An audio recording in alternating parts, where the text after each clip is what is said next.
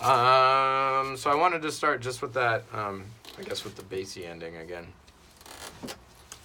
So that means we got to learn a bassy tune next week. Anyway, so your root is on top. You got 2 and 4. And then these go up chromatically. And then one more time. So they end up on 3 and 5. So between 2 and 4 and 3 and 5, there's these guys. Right? So you got to hit all of them. And then you hit your root down there. And we were talking about Mood Indigo. So we might as well keep talking about it. One way to think about the landscape of these scales, remember we're concerned with the landscape, that's really what we're trying to learn here. If you look at the key signature in A flat major, you have B flat, E flat, A flat, and D flat, which is strung out in a different order. But if we put those in alphabetical order, it ends up being A flat, B flat, D flat, and E flat. And then because every scale has one of each letter, A through G, the ones that are left are C, F, and G. And that's how we figure out what our scale looks like. Anyway. So if we were gonna do, which of course now we can't do, but since we did it, we'll talk about it. We'll talk about the other ending too. But the bassy ending, again, you have your root up top, and then you have 2 and 4, which is B flat and D flat. And then you chromatically walk up, and then you end up on your 3 and 5, which is C and E flat in the key of A flat. Anyway. And then now with our chords this week, for the melody we'll do this Duke Ellington ending that we'll get to, but the chords still going to be a 1-6-2-5-1, but we're going to do it with the alternate bass line. So instead of your bass line being 1-6-2-5 like that, we're going to invert it. So your second finger will be on 1, C, and then you go down to 6, up to 2, down to 5.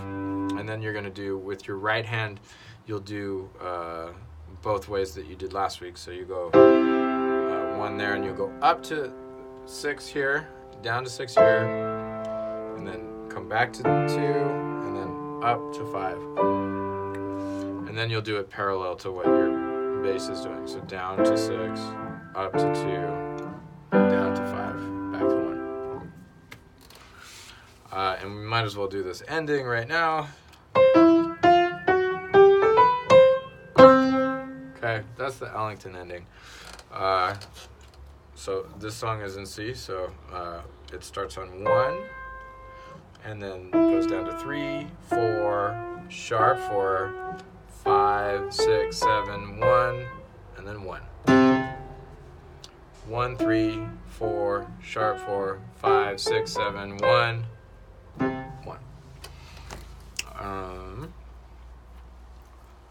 And then A train.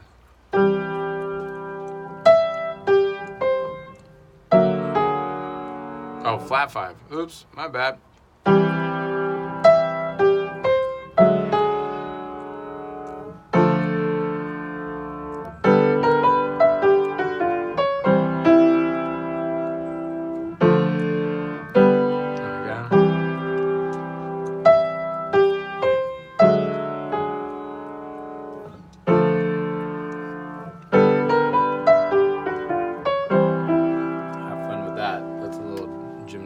Right there. And for the G minor, why don't we go up to a root position G minor, and then a second inversion C, so that we can go root position on the F major.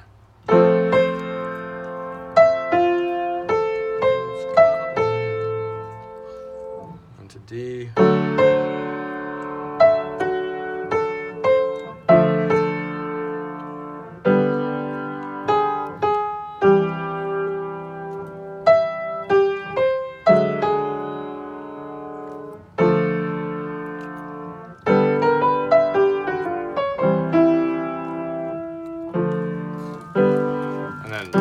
At that point, you go back to the beginning or go to your ending.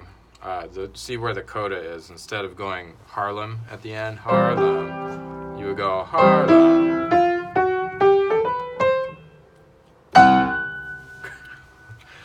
So the chord's not so hard on this one. The melody is kind of all over. It's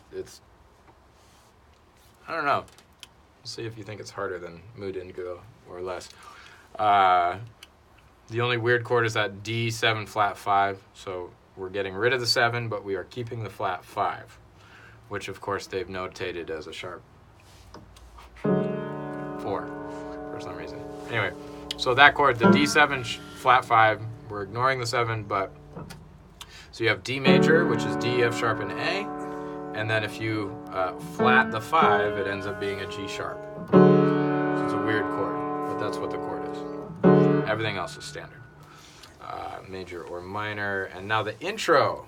Check this out. This is hard, but I want to see you do it. So left hand, don't put the hands together yet. Just work this out, but learn them both. The left hand, you're going to have G, C, and E to C major. And then your pinky's just going to go down to F sharp. So just practice being able to do this. Back and forth with your left hand. The right hand, this is the hard thing.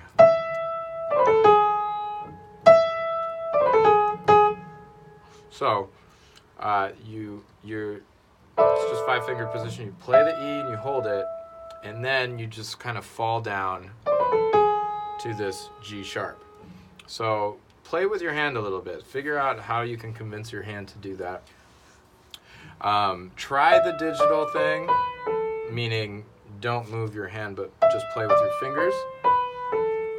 Just as an exercise, this is good. Try to get your thumb to stay there. But also try this. Try the just, you can hold your fingers together and just sort of roll your wrist. And then end up. Somebody's got to get that G sharp.